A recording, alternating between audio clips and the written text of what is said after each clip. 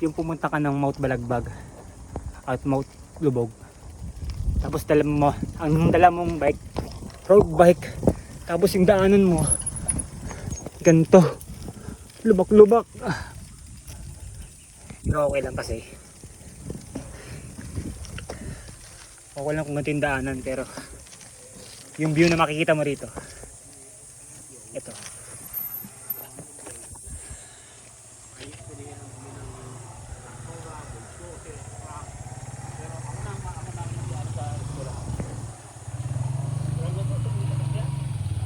Wow, what a place.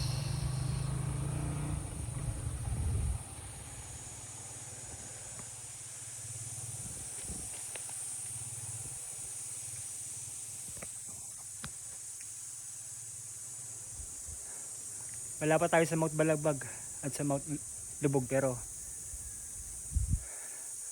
nasa bundok ka tayo guys. Ang ganda.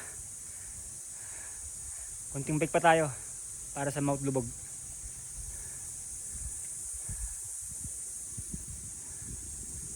Nice place.